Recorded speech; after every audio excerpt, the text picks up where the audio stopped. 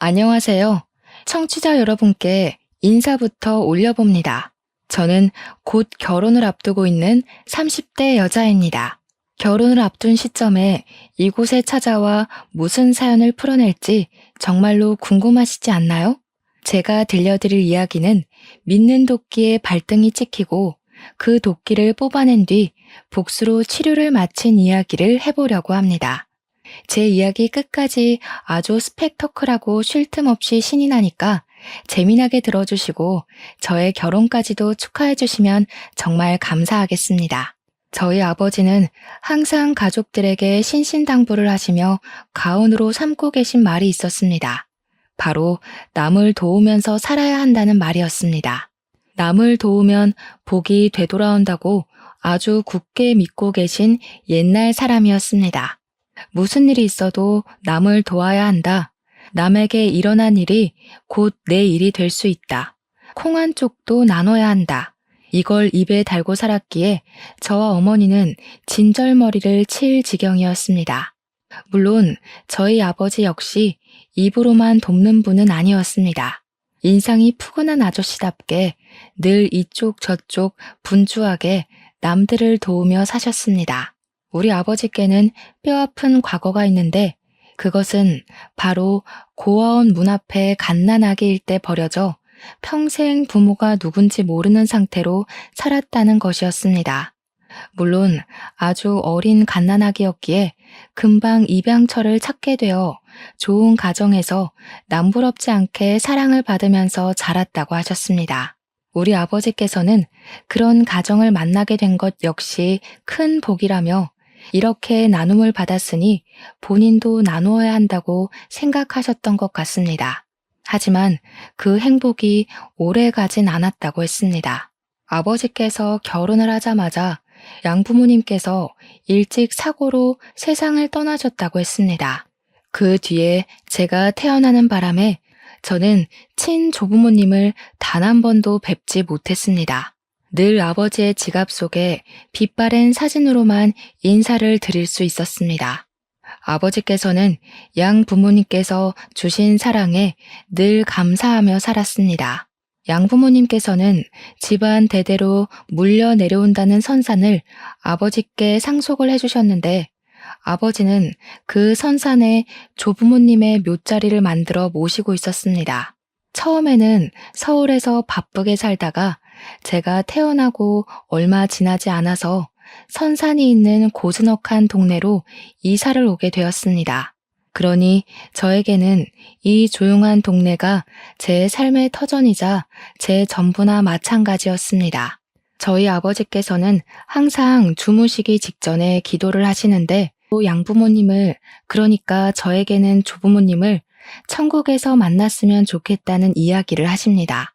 남의 핏줄이라고 분명 미울 때도 있었을 텐데 항상 사랑으로 포옹해 주시고 감싸 주심을 감사한다는 이야기도 함께 하십니다. 우리 아버지께서 얼마나 귀한 양부모님을 만나게 된 건지 저로서는 솔직히 가늠이 잘 안 가더라고요. 저도 가끔은 친핏줄인 부모님이랑 치고받고 싸우고 원망할 때가 많았으니까요. 보통 입양 가정에서는 부모가 돌아가시고 난 뒤 벌초를 끊임없이 하고 매일같이 기도를 드리긴 쉽지 않은 일이잖아요. 아버지께는 그 보답을 남에게 베푸는 것으로 하셨고 고아원으로 봉사도 자주 가셨습니다. 아버지와 어머니께서 처음 만나게 된 곳도 고아원이었거든요. 두 분 모두 봉사를 하시다가 알게 된 인연으로 결혼까지 하신 것이었습니다. 그래서 여전히 후원도 많이 하시고 봉사도 다니시고요. 저도 원하진 않았지만 반강제적으로 끌려가 고아원에서 봉사를 하고 있었습니다. 덕분에 학교에서 말하는 봉사 점수를 다 채우고도 넘쳐서 우리 학교 봉사왕상을 받기도 했습니다. 저희 집은 지방 소도시에 위치하고 있었는데 선산이 코앞에 있다 보니까 확실히 시내 느낌이라기보다는 오순도순 마을 사람들이 모여 사는 시골 마을 같았습니다. 외지인이 들어오는 경우는 거의 없었고 아버지께서 양부모님을 가까이서 모시고 싶다는 바람을 가지고 내려오게 된 곳이었습니다. 여기가 얼마나 시골 느낌이 많이 나는 곳이냐면요. 마을에 이장님이 계신다 이 말입니다. 마을 곳곳에 스피커가 달려 있어서 마을 회관에서 이장님이 방송을 하시면 온 마을 전체에 울려 퍼졌습니다. 방송 내용도 아주 사소한 것들이었습니다. 뭐 예를 들면 4-3번지에 사시는 이금숙 할머니 댁에서 송아지를 낳았습니다. 같은 거요. 전원일기에서만 본 것 같은 일들이 여기서는 일상생활이나 다름없었습니다. 제가 타지에 사는 친구들에게 이 이야기를 하면 아주 배꼽을 잡고 웃더라고요. 진짜 그런 방송을 아직도 하냐면서요. 아직도 동네 땅값이 오르지 않아서 그런 건지 밭일을 하시는 분들이 대부분인 동네였습니다. 철이 되면 서로 품앗이를 해주며 노동력을 아끼고 서로 돕고 돕는 그런 마을이었습니다. 우리원 같은 큰 건물은 기대도 할 수 없는 것이었고 동네의 할머니들을 위한 작은 보건소 하나가 운영 중이었습니다. 마트 그런 것도 꼭 큰 시내로 차를 타고 30분 정도 나가야만 있었고요. 동네에 아주 작은 슈퍼 하나는 있었습니다. 아, 그리고 고아원도 하나 있습니다. 동네 성당에서 관리를 하고 있는 고아원이었는데 대부분 수녀님들께서 오갈 곳 없는 아이들을 돌보고 계셨어요. 어울리지 않게 동네에 성당이 하나 있어 동네 사람들의 종교는 대부분 천주교였고 그 성당에 가서 미사를 드렸습니다. 그래서 아버지께서는 가까이에 있는 이웃부터 돌보자는 마음으로 동네 성당에서 운영하는 고아원에 봉사를 나가셨습니다. 물론 돈이 생기는 대로 후원도 아낌없이 하셨습니다. 고아원 아이들을 위한 이불도 기부를 하시고 옷도 기부를 하시고 간식도 기부를 하셨습니다. 마트에 다녀오는 날이면 차 한가득 과자와 빵을 싣고 오셔서 고아원 아이들 하나하나에게 눈을 맞추며 나누어 주셨습니다. 저희 아버지께서 물려받은 땅이 선산을 제외하고 평야도 있었기에 그 땅은 농사를 짓는 분에게 세를 주시고 돈을 받으셨습니다. 집 자체는 여유가 있었기에 봉사를 꾸준히 하시고도 가족들이 먹고 사는 데엔 문제가 없었던 거죠. 아무튼 시골 마을은 조용했고 도란도란했으며 학교가 멀다는 단점을 빼고는 살만한 동네였습니다. 물론 배달 음식점이 있어서 밥을 배달시켜 먹을 수 있었던 것은 아니었지만 공기 좋고 물 좋아서 여름이면 산에 놀러 가고 겨울이면 강에서 썰매를 탔습니다. 저처럼 어린 애들은 고아원에 있는 애들과 몇몇 집이 전부였지만 친구들끼리도 사이가 좋아서 다 같이 몰려다니며 사고를 치곤 했습니다. 고아원에 산다고 해서 깔보거나 무시하는 친구들이 없었다는 이야기죠. 고아원 이야기를 조금 더 하자면 어린 아이들은 입양이 꽤 잘 되는 편이었습니다. 하지만 나이가 조금 찬 상태로 들어온 아이들, 그러니까 초등학교 2, 3학년만 되어도 입양 가기가 참 어려웠습니다. 딱 5, 6살까지는 입양이 그럭저럭 되는데 7살 이후부터는 이상하게 입양이 거의 되지 않아서 19살까지 고아원에서 지내는 언니 오빠들도 많았습니다. 제가 잊지 못하는 그 아이를 만나게 된 건 제 나이가 7살이던 어느 날이었습니다. 그 남자아이는 4살의 나이로 고아원에 처음 입소를 하게 되었습니다. 사정이 꽤나 딱한 아이였는데 부모가 먹고 살 길이 막막해서 고아원에 버리는 다른 아이들과는 달리 부모가 교통사고로 한날 한시에 죽어버려 오게 된 것이었습니다. 맡아줄 친척이 하나도 없어서 보호시설을 떠돌다가 결국에는 고아원에 입소를 하게 된 케이스였습니다. 다른 아이들과 달리 유난히 뽀얗고 작았던 그 남자아이는 당연히 고아원에 적응을 하지 못해서 한동안 엉엉 울었습니다. 아직 부모의 보살핌이 필요한 나이인데 난생 처음 보는 수녀님들만 곁에 있으니 두렵고 불편했겠죠. 보통은 한 달 이내에 수능을 하거나 적응을 하는 편인데 찬영이는 도통 적응을 하지 못했습니다.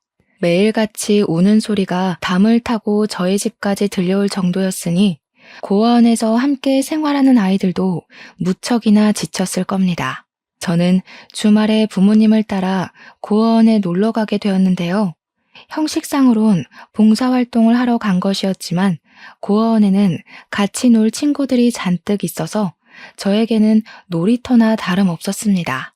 찬영이가 구석에서 울고불고 하고 있다가 저에게 슬며시 다가오더니 제 옷에 달린 브로치를 보고 신기해하면서 예쁘다 하더라고요. 매일같이 찬영이의 울음소리를 들었던 저는 인심 쓰듯이 브로치를 떼어서 찬영이에게 주었습니다. 아버지께서 항상 나누면서 살아야 한다고 했으니까 아깝긴 했지만 이거 하나도 찬영이가 눈물을 그친다면 더할 나위 없이 좋을 것 같았거든요. 아깝지 않은 척, 아무렇지 않은 척, 찬영이 손에 브로치를 쥐어주었고 그게 무슨 방아쇠가 된 건지 찬영이는 저만 보면 졸졸 쫓아다니기 시작했습니다. 처음에는 엄마 아빠 하면서 울던 찬영이가 제가 집에 가려고 하자 누나 누나 하면서 울더라고요. 저랑 있을 때는 방싯방싯 잘도 웃던 아이가 제가 집에 간다고 우니 마음이 좀 이상하대요. 수녀님들께서는 찬영이가 뽀얗고 예쁘게 생긴 남자아이였고 나이가 4살밖에 되지 않았으니 입양하겠다는 입양처가 틀림없이 나올 것이라고 했습니다. 하지만 찬영이는 5살, 6살, 7살이 되도록 입양을 가지 못했습니다. 어릴 때는 낯선 사람만 보면 엉엉 울어대서 입양을 가지 못했고요. 조금 더 큰 뒤에는 이상하게 입양을 하러 오신 분들이 찬영이를 보고 마음이 동하지 않는 건지 입양을 기피하시더군요. 그럴 때마다 찬영이는 기대감에 부풀었다가 금방 실망을 하게 되었고 저는 그런 찬영이를 달래주었습니다.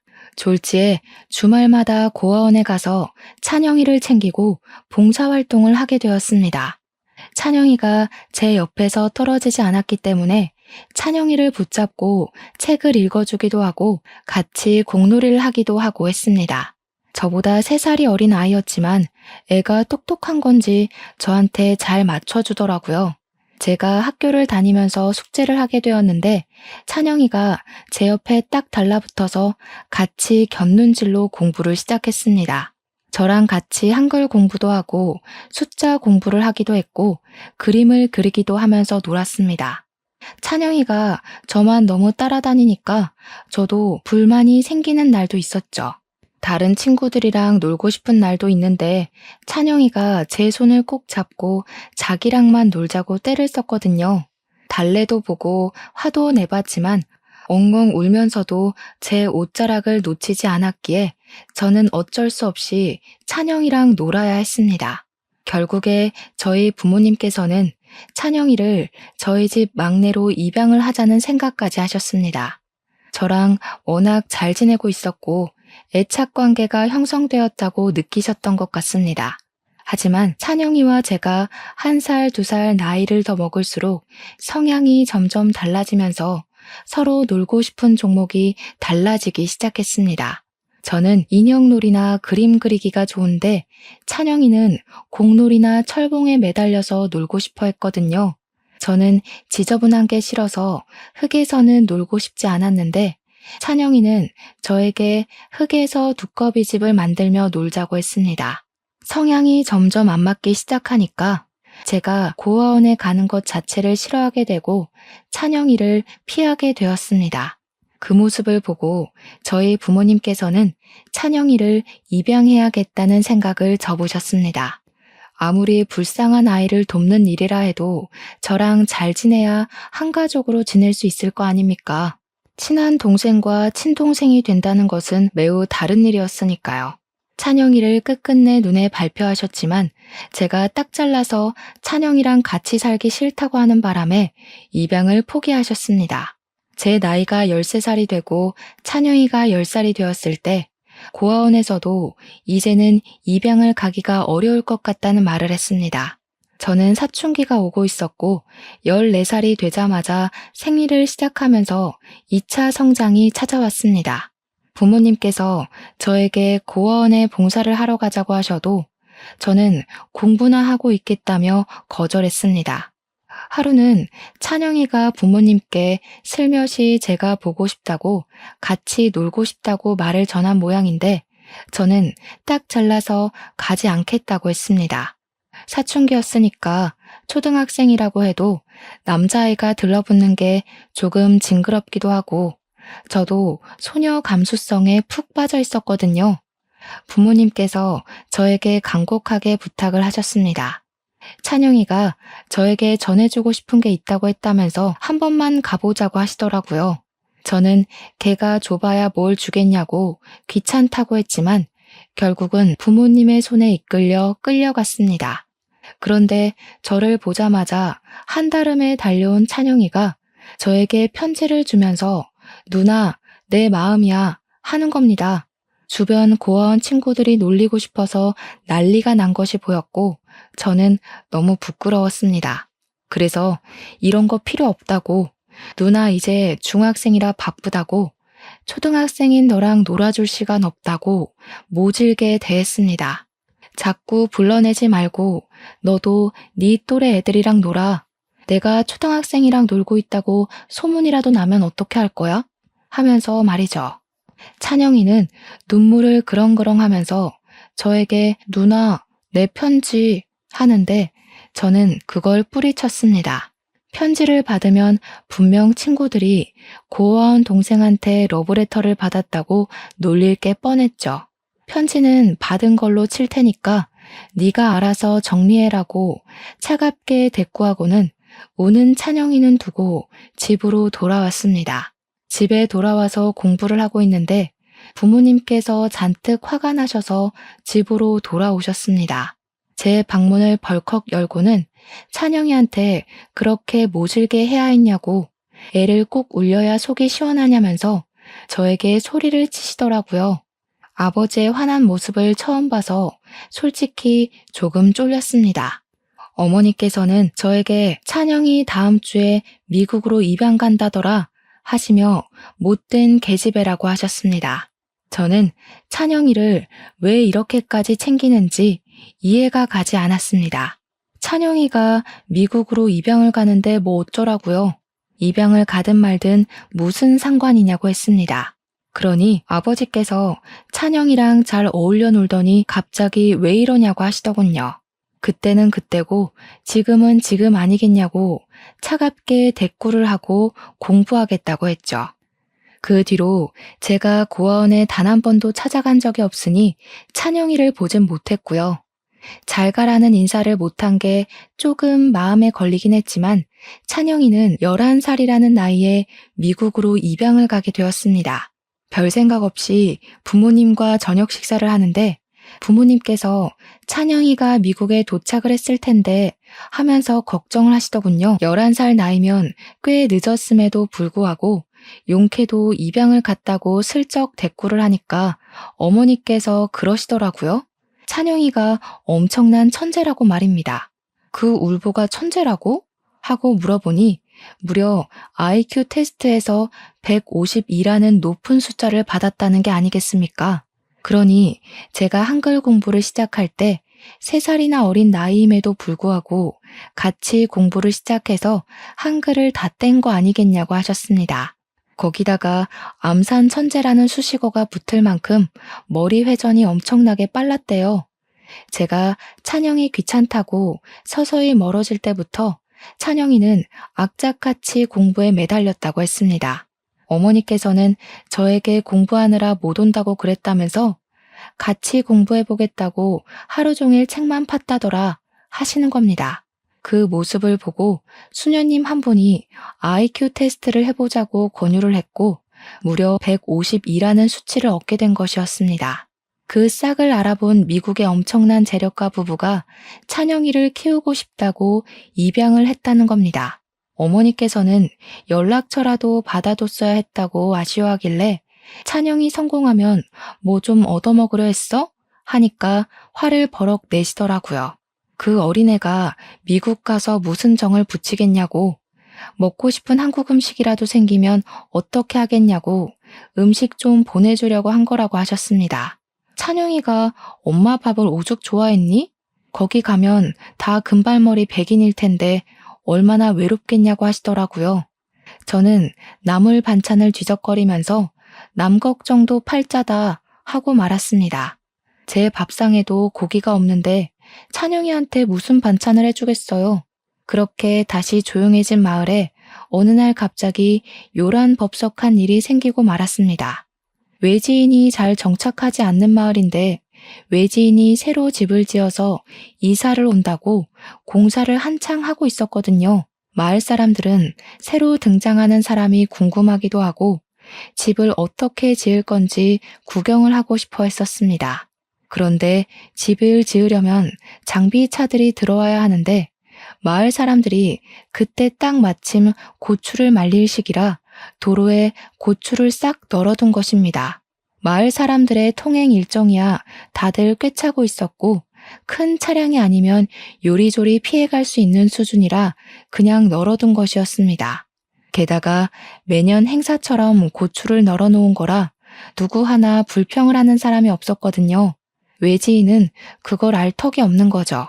그래서 고추를 말릴 시기에 중장비 차량이 와서 건물을 올리는 공사를 맡긴 겁니다. 하루에도 몇 번씩 공사 차량이 왔다 갔다 해야 하는데 그놈의 고추 때문에 옴짝달싹도 할 수 없게 되었습니다.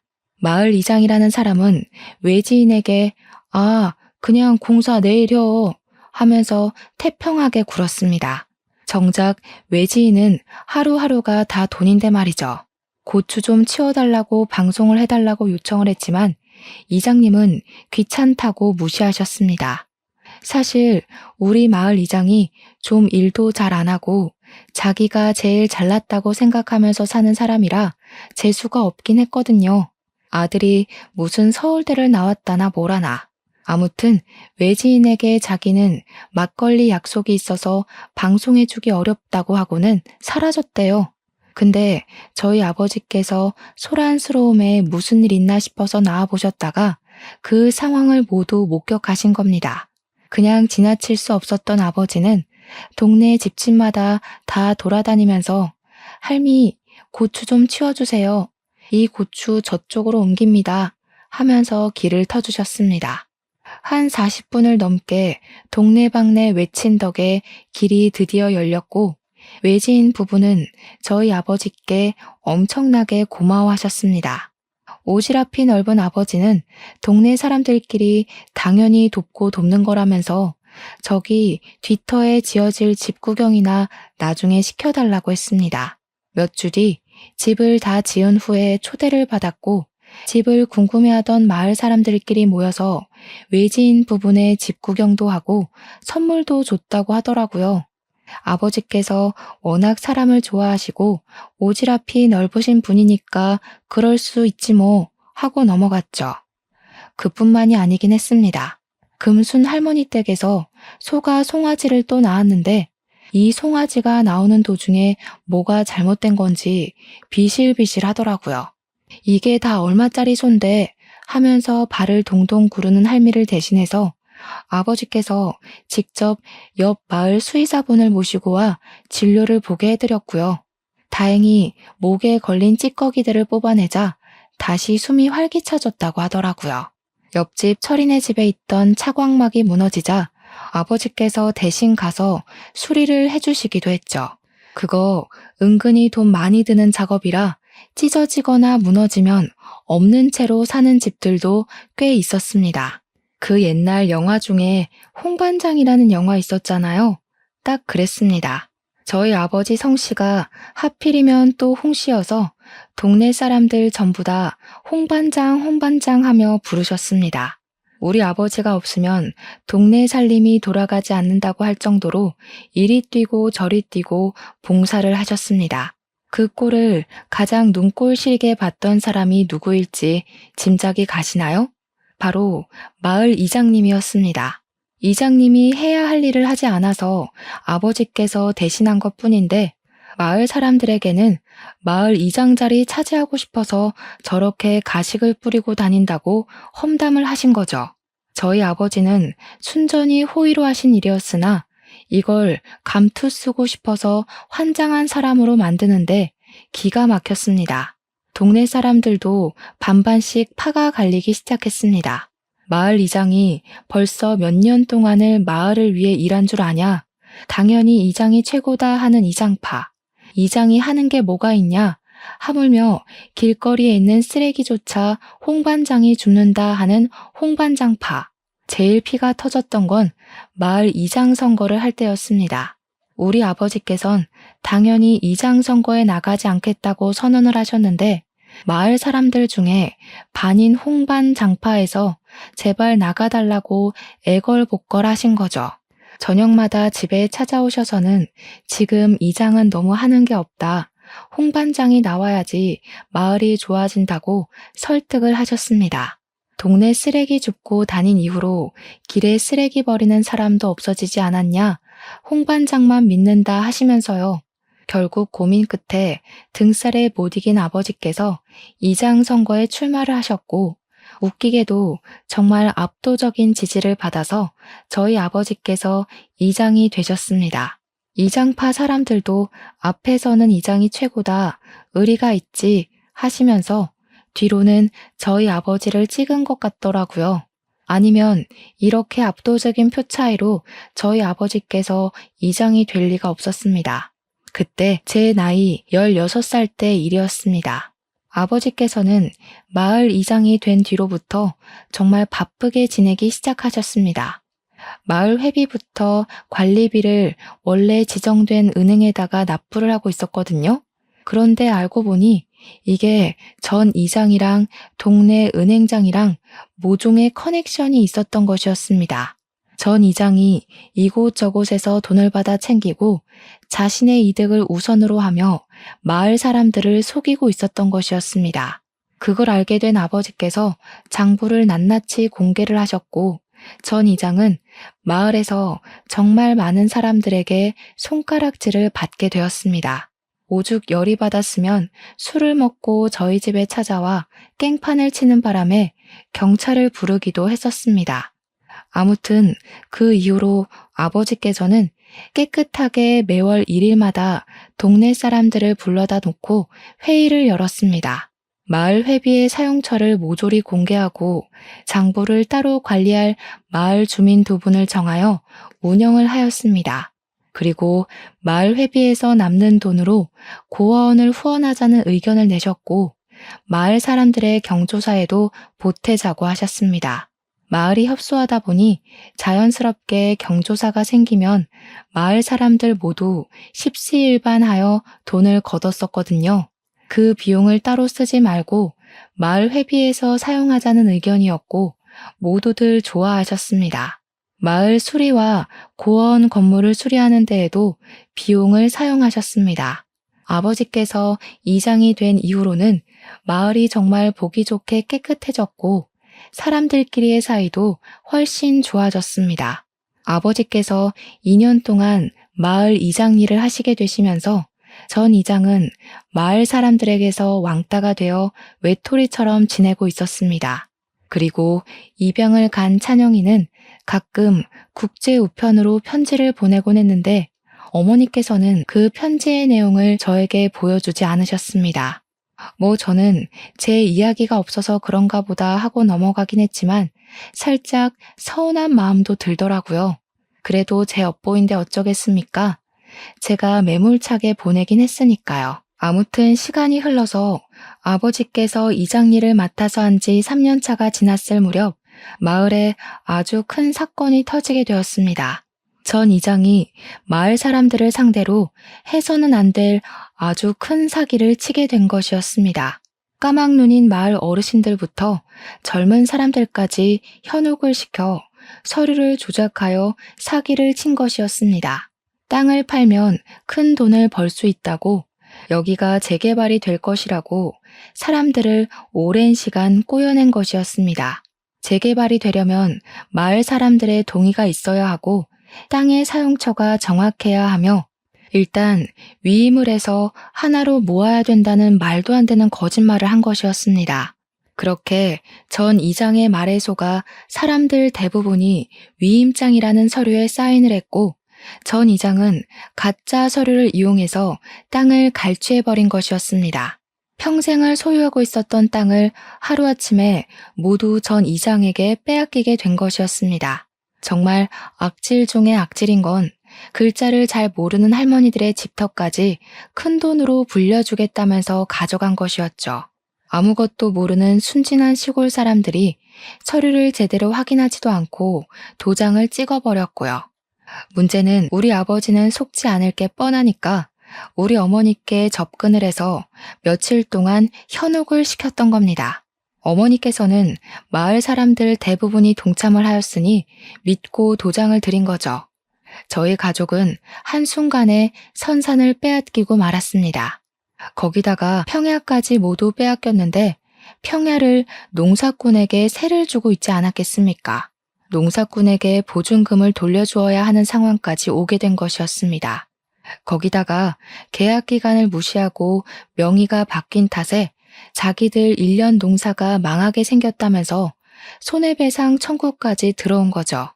한순간에 우리 가족은 돈 한 푼 없는 비렁뱅이 신세가 되었습니다. 그뿐만이 아니라 우리 마을 사람들도 죄다 거지가 되고 집을 빼앗기고 땅을 빼앗겼습니다. 하나같이 우리 아버지를 찾아와서 도와달라고 울고불고 난리를 쳤습니다. 그 사이에 전 이장은 유유히 마을을 떠나 잠적을 해버렸죠.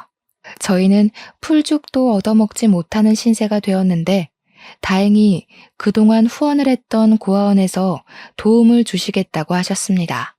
모체가 성당이라고 하지 않았습니까? 이걸 교단에 이야기를 했더니 다른 성당에 있던 사람들이 모금을 시작한 겁니다. 그 돈을 우리 아버지께 도움을 드리고 싶다며 보내주신 거죠. 돈이 꽤 되어서 한시름 났다고 생각한 것도 잠시였습니다. 아버지께서는 그 돈을 전부 마을 사람들에게 나눠주셨습니다. 우리는 아직 젊으니 어떻게든 먹고 살 수 있다고 말입니다. 저는 아빠가 너무나도 무책임하다 생각했습니다. 그 돈만 있으면 우리도 다른 동네에 전셋집 하나는 얻을 수 있는 돈이었거든요. 제 나이가 19살인데 그거 하나 몰랐겠습니까? 어머니도 이번에는 아버지를 살짝 원망하셨습니다. 하지만 아버지는 고아원에서 봉사를 한 게 우리 가족만 있는 것도 아니고 마을 사람들이 도움을 요청하는데 어떻게 모른 척 할 수 있냐고 설득하셨습니다. 어머니는 그런 아버지를 이해한다고 했지만 저는 이해하지 못했습니다. 한순간에 망해버려서 여간 달빵을 얻어 살아야 하는 것도 불편했고 저는 수능을 완전히 망쳐버렸습니다. 그 덕에 대학 입시는 실패를 했고 바로 일자리를 찾아 나섰습니다. 다행히 시내의 대부 업체에서 일할 직원을 구한다는 말에 냉큼 지원을 했습니다. 일이 위험해 보이긴 했어요. 조폭들이 운영하는 대부 업체였거든요. 대신 월급이 꽤 많았기에 그곳에서 일하며 집안의 빚을 갚기 위해 노력했습니다. 보증금이야 안 쓰고 있어서 갚았지만 손해배상 청구된 금액은 다달이 갚아야 했거든요. 아버지는 다른 동네로 막노동 일을 나가셨고 어머니는 식당에서 일을 하셨습니다. 온 가족이 뿔뿔이 흩어져서 지냈지만 더 독하게 마음을 먹고 일을 했습니다. 그렇게 살기를 7년. 빚은 거의 갚아가는 시점에 또다시 사건이 터진 것입니다. 우리 가족은 겨우 다 같이 살 수 있는 작은 빌라 월세를 얻어 살고 있었는데 집으로 소송장이 날라온 것이었습니다. 이게 뭔가 하고 보니 선산에 우리 아버지 양부모님, 즉 조부모님의 묘가 자리하고 있지 않았겠습니까? 근데 그 선산을 이장이 훔쳐간 거나 다름없이 날름 가져갔고요.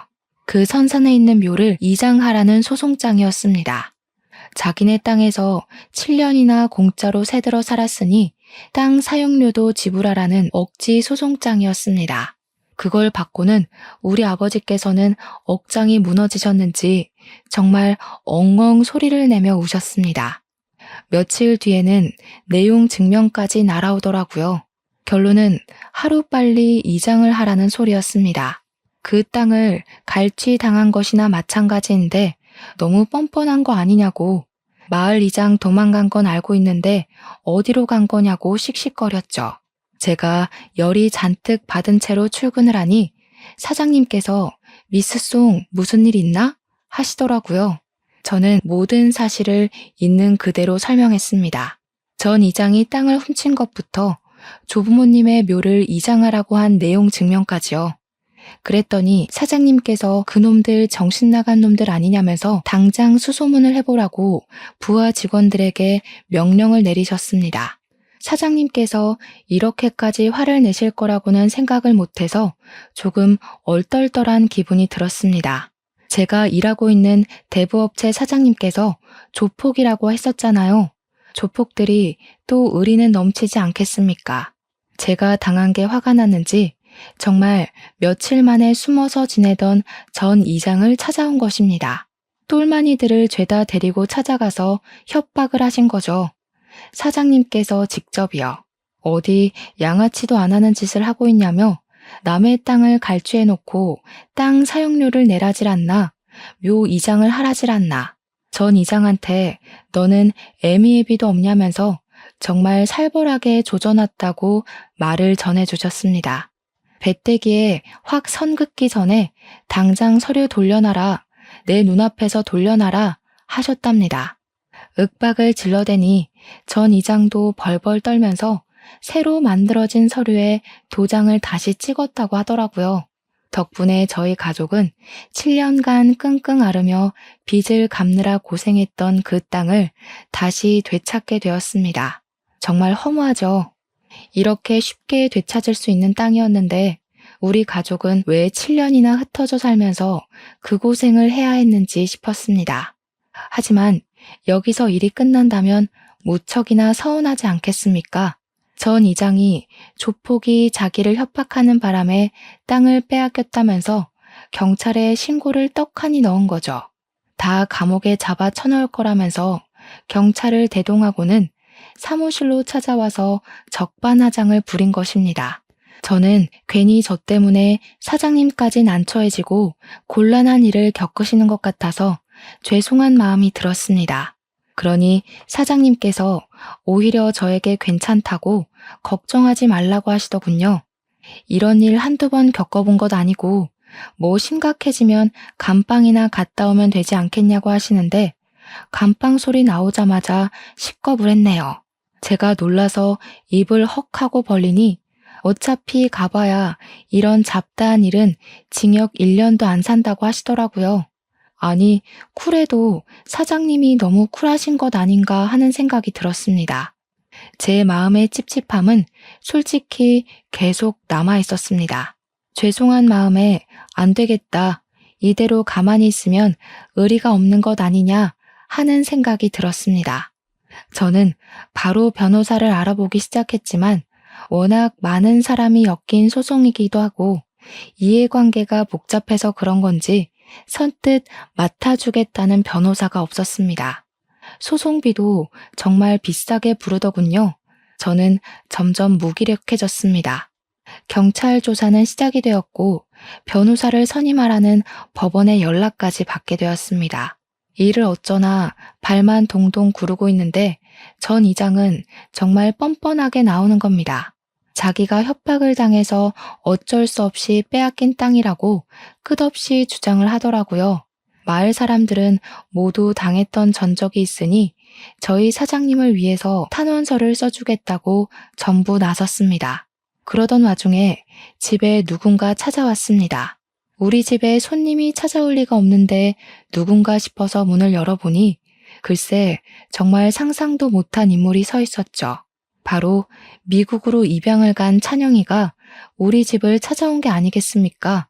저는 처음에 세월이 너무 많이 흘러서 찬영이를 알아보지 못했고 누구세요 하고 묻는데 어머니께서 버선발로 뛰어나와 찬영아 하면서 부르셔서 알았습니다. 제가 너무 놀라서 눈을 꿈뻑거리며 찬영이? 네가 찬영이라고? 하면서 놀람을 숨기지 못하니 저에게 누나 오랜만이네요 하더라고요. 알고 보니 우리 가족이 모두 뿔뿔이 흩어져 있는 동안에도 어머니께서는 찬영이랑 계속 편지를 주고받고 있었다고 하시더라고요. 그게 이 힘든 삶의 유일한 재미이자 탈출구이자 위안이었다고 하셨습니다. 저는 또 반성을 하게 되었죠. 같은 한국에 있는 저라도 자주 연락을 드렸어야 하는 건데 하고요. 근데 분명 찬영이는 미국으로 입양을 갔는데 왜 한국에 와 있나 싶어서 물어보니 그러더군요. 소송을 도와주러 왔다고요. 찬영이가 글쎄 IQ가 152인 천재라고 했었잖아요. 미국에 가서 완전히 고삐가 풀려서 두각을 드러내기 시작한 것이었습니다. 미국으로 치면 중학교, 고등학교를 남들과 달리 아주 일찍 조기 졸업을 했고 대학도 로스쿨에 진학해서 조기 졸업을 했다고 하더군요. 변호사 시험까지 한 번에 떡하니 붙어버린 덕에 어린 나이부터 변호사 일을 시작했다고 했습니다. 굵직한 사건을 여러 개 맡아서 승소를 한 유명한 변호사가 되었다고요. 고작 24살밖에 되지 않은 나이임에도 불구하고요. 당연히 마을 사람들의 반환 소송이며 우리 대부업체 사장님 소송까지 전부 변호를 해주겠다고 했습니다. 찬영이는 미국에서부터 이야기를 전해 듣고 소송 준비를 하면서 한국까지 왔다고 아무 걱정도 하지 마시라고 하더라고요. 잘 키운 딸보다 훨씬 든든한 아들이라며 부모님께서 참 뿌듯해 하셨습니다. 그렇게 찬영이의 도움으로 재판이 시작되고 당연히 자기 땅이라고 우기던 전 이장에게 어떻게 모은 것인지 증거들을 하나하나 제시하면서 그게 이장의 땅이 아니라는 것을 밝혀냈습니다. 오래된 땅 문서들부터 시작해서 원래 소유주가 몇 년 동안 이 땅을 가지고 있었는지까지 조목조목 설명을 하더라고요. 마을 사람들 전부 고소를 했고 사장님을 위한 탄원서까지 한데 모여지니 전 이장에게 제대로 엿을 먹일 수 있었습니다. 땅을 갈취하고 마을 사람들에게 땅값을 송금한 내역이 없으니 부당한 이득을 취득한 게 맞는다는 판결이 나왔습니다. 전 이장은 땅값을 전부 물어주고 이들이 당한 고통을 헤아려 배상까지 전부 하라는 판결을 받고 주저앉아 버리더군요. 망했다고 법원 앞에서 본인 변호사를 붙잡고 울고불고 하는데 마을 사람들이 죄다 침을 뱉고 돌까지 던졌습니다. 언제가 됐든 나쁜 짓을 하면 천벌 받는다는 게 진짜인가 봅니다. 그리고 저는 찬영이에게 그 어린 시절 상처를 주고 떠나게 해서 미안하다고 진심으로 사과를 했습니다. 찬영이도 저의 사과를 받아주면서 그때 못 전해준 편지라며 그 시절에 썼던 빛바랜 편지를 전해주었습니다. 거기에는 누나, 이제는 공놀이 안 해줘도 돼. 다음에 만나면 인형놀이 하자고 쓰여 있었습니다. 미국에 가기 전에 저에게 꼭 하고 싶었던 말이라고 하는데 저도 모르게 눈물이 주르륵 나오더군요. 그날 이후로 찬영이와는 오해가 완전히 풀렸고 다시 사이가 좋아지게 되었습니다. 찬영이는 키워주신 양부모님께 인사를 드리고 정리를 끝내고 아예 한국으로 돌아온 것이라고 말을 하였습니다. 우리 마을에 자리를 잡고 인권 변호사로서 어려운 사람들을 위해 3년째 변호를 하며 살고 있는 중이랍니다. 그 사이에 저희 사이도 깊어져서 곧 결혼을 앞두고 있습니다.